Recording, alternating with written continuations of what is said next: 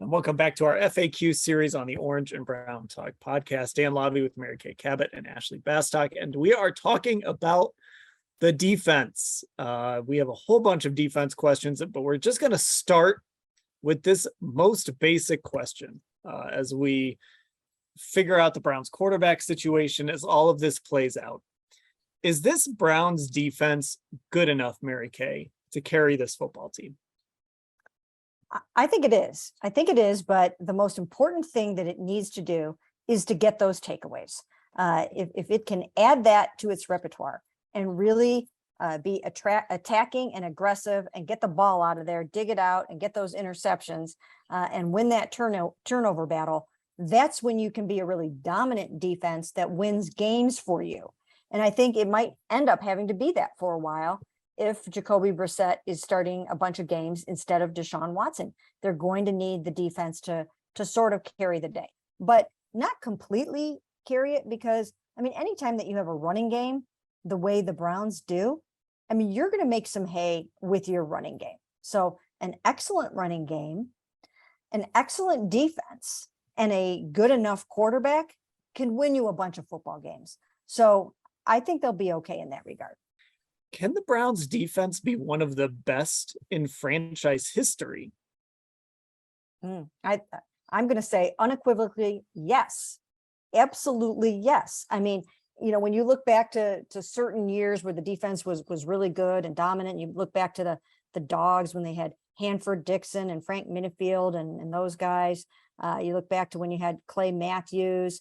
Well, I'll tell you, there are talented guys like that on this defense, in the back end, on the defensive line, now at linebacker, at every level of the defense. You have Pro Bowl caliber players. They've either made the Pro Bowl or they are capable of making the Pro Bowl.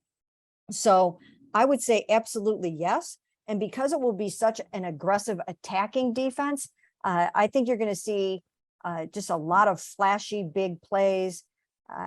You know, again, with Perrion Winfrey, they want him to be explosive in the middle there. So if you've got guys coming at you from everywhere, in addition to JOK, I think now you can do some more things with Grant Delpit in terms of attacking. Same thing with Ronnie and JJ3. I think those guys will be able to be really aggressive. I do think it will result in more interceptions. So yeah, I think this stacks right up with any of the best Browns defenses in history.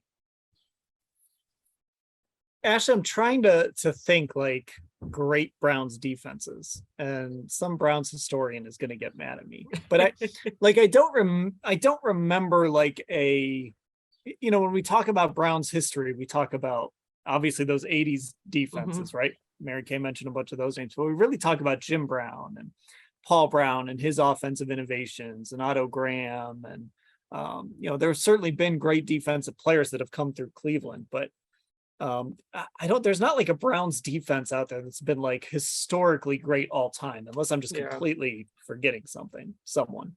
Yeah. And I mean, I think too, for me, like, I didn't witness like those dog pound guys playing, right? But like that's who like my parents talk about like all the time. Like those are I think the first people that when fans in Cleveland talk about those great defenses, they do think of like the Hanford Dixon and those dog pound guys who started that and kind of set the culture and did all those intangible things on top of what they did on the field. But with this current group that Cleveland has, I think like in a decade or like 15 years from now, people are going to look back and be like, I can't believe that they had Myles Garrett and like Denzel Ward and Jeremiah Owusu-Koramoah all on the same team together, like in their primes, theoretically.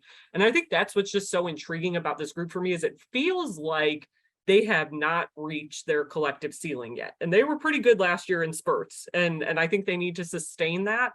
But I do just think individually, a lot of these guys, you talk about Myles Garrett, Denzel, those three guys I mentioned, especially, they are either just entering their prime or not even in their prime yet, in the case of JOK, who's like just entering his second year. So I think there's just so much more that they can give, and even some of those other pieces around them, like, we talk about JJ3 a lot. as a guy who didn't even last year really kind of live up to his full potential that he showed when he was in LA. So that's even a guy who I think has more to give. I just think overall, like in a decade or so, we're going to look back and be like, it's crazy. They had all these talented pieces and how they managed to build this. And I do think they really do have a chance to kind of contend for that accolade in Cleveland. And we've seen it before with teams where, you know, you talk about the offense, and, you know, I think of the Ravens and that won the Super Bowl in 2000, right? That was under Brian Billick, and it was like, okay, they're bringing in this great offensive mind, and then they turn into this amazing defensive team.